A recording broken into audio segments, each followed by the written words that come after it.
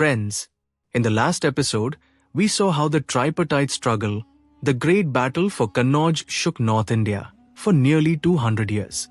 The Palas, the Rashtrakutas, and the Gurjara Pratihas, these three powerful dynasties kept fighting one after another to control Kannauj, and for centuries, the politics of North India revolved around this single struggle. But if we really want to connect the whole story of India, the true picture of a united India, then we cannot just look at the north, we must also turn our eyes towards the south. Because while blood was being spilled for Kannauj in the north, at the very same time, mighty kingdoms were rising in the south. The Cheras, the Cholas, and the Pandyas.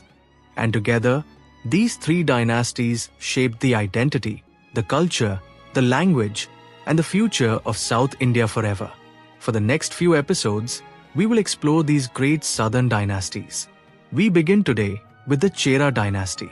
After this, we will move to the Cholas, then the Pandyas, and from there to the time when Arab invasions and names like Muhammad bin Qasim enter Indian history. So let's begin the story of the Chera Empire. The rise of the Chera Dynasty, land of Tamilakam.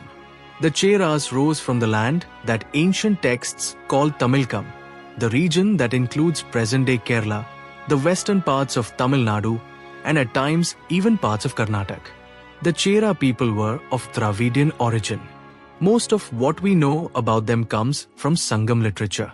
The Sangam poets wrote about the Chera kings, their wars, their strategies, their generosity, and their vast trade networks. Historians believe that the Cheras emerged around the 3rd century BCE after the decline of the Mauryan Empire. But their real influence and power were seen between the 1st and 4th centuries CE. The Cheras did not have a single fixed capital. Over time, cities like Vanji, Karur, and later Mahodhyapuram, modern Kodungalur in Kerala, became important centers of their administration and rule. The first great ruler, Uthiyan Cheralathan. In the Sangam texts, the first major ruler of the Cheras is mentioned Uthiyan Cheralathan. He was the one who first shaped the Cheras into a strong, united power. It is said that he was a very brave and ambitious king. Not only did he strengthen his kingdom, but he also fought with his neighbors like the Pandyas and the Cholas. But his biggest achievement was the expansion of maritime trade.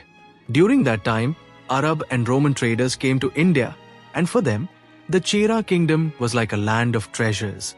Black pepper, cardamom, cinnamon, and pearls. This is why the Romans started direct trade with the Cheras, and very soon the Chera kingdom became extremely wealthy. Nedum Cheralathan, the warlike king. After Uthiya, his successor was Nedum Cheralathan. This king was just as skilled in trade as he was in warfare. He fought many battles against neighboring states. In one of the Sangam poems, there is even a description that he joined hands with northern rulers, just like the times after the Mahabharat war, and launched attacks on the south. Historians believe this may have been a poet's imagination, but there is no doubt that Nedum expanded the boundaries of his kingdom to a great extent. Senguttuvan Chera, the most famous king. And now we come to the king who is remembered as the greatest ruler in the history of the Cheras, Senguttuvan Chera, also known as the Red Chera. Senguttuvan is mentioned in the Sangam text Silapadikram, a great Tamil epic. It is said that he was a just, courageous, and extremely popular king. He is known for two major achievements. 1. Campaigns to the north. It is said that Senguttuvan carried out expeditions as far as the Ganga river and defeated several northern rulers. 2. The temple of goddess Kannagi at Kanyakumari. The story of Kannagi is eternal in Tamil culture, and Senguttuvan built her temple, making it a great religious center. During his time, the Chera kingdom reached its peak. He was not only a warrior, but also a great patron of art and literature. Chera's trade empire. Friends, the strength of the Cheras was not just in wars, but also in trade. Their trade with the Roman Empire was so massive that Roman coins are still found in excavations across Kerala. Their ports, Mujaris, Tondi, and Barakuru became great international trade centers. From Rome came gold, silver, wine, and horses, while from India went spices, ivory, and precious gems. That means the Chera kingdom was truly the heart of the Indian Ocean trade network. Symbols and culture of the Cheras. The royal emblem of the Cheras was the bow and arrow. Their flag was red in color, and this is why Senguttuvan came to be known as the Red Chera. In matters of faith, at first, they worshipped local Tamil traditions and deities. Later, Jainism and Buddhism influenced them as well. And with time, Shaivism and Vaishnavism of Hinduism became prominent. In literature, the Chera rulers gave great patronage to Sangam poets. And today, Sangam literature is our biggest window into their history. The peak of the Cheras. After the Sangam age, the Chera rulers had emerged as a powerful, organized force. From the Western Ghats and Malayalam regions to the coastal belt, their control was strong. At this time, their greatest weapon was trade and control of the seas.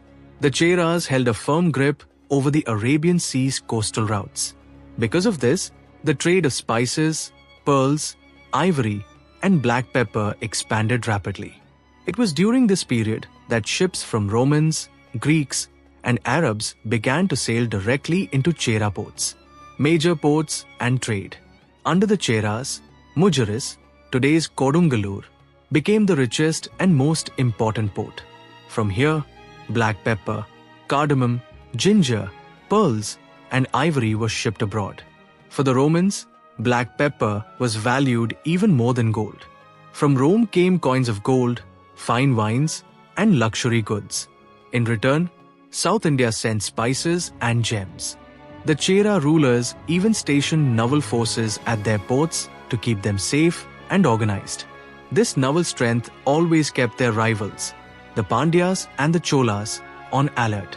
The greatest challenge for the Chera dynasty always came from the Pandyas and the Cholas. These three Tamil powers were in constant rivalry with one another. Sometimes, the Pandyas and the Cholas would unite against the Cheras. At other times, the Cheras and the Pandyas would join hands to defeat the Cholas. And in some cases, the Cholas and the Cheras together attacked the Pandyas. This triangular struggle went on for centuries. The Sangam literature gives us vivid descriptions of these battles, where the courage of the Chera kings, the thunder of elephants, and the fierce naval clashes are all beautifully portrayed. Sangam literature and the Cheras. The contribution of the Cheras was not limited only to politics and warfare. They also greatly encouraged literature and culture. Many works of the Sangam age are directly associated with Chera rulers. Senguttuvan Chera, for instance, is immortalized in texts like Pattinappalai. Famous poets such as Parnar, Kapila, and even Kalidasa are said to have composed verses in the Chera courts. The Chera kings respected poets and scholars deeply.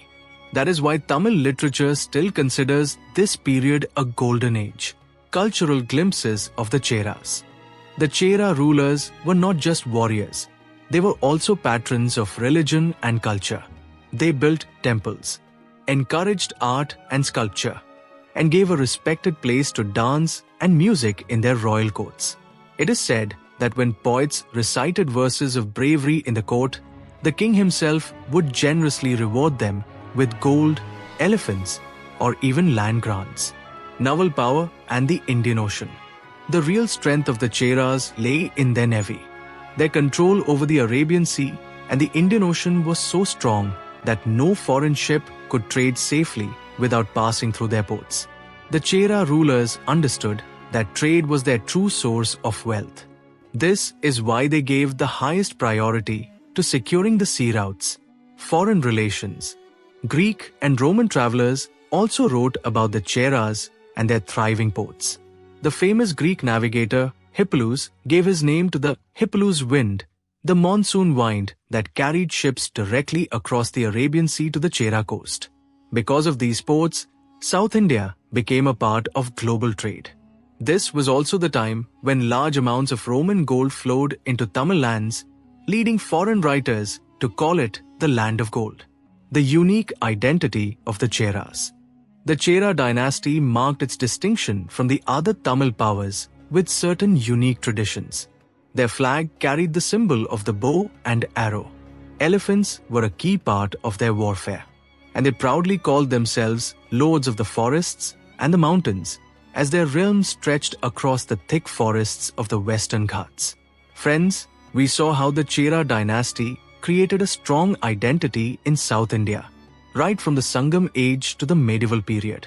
But like every empire, their rule also came to an end.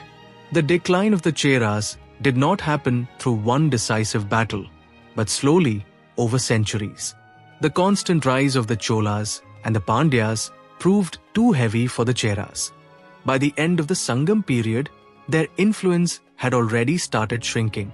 Later, during the medieval period, the Chera dynasty ruled from Mahodhyapuram near today's Kodungalur, keeping the Chera identity alive for some time. But the naval strength of the Cholas and the land power of the Pandyas began to surround them from all sides. The Chera's biggest strength was trade with Arabia, Rome, and later even China. But as trade routes changed and the Chola Pandya navies took control of the seas, the Chera's economic power also weakened.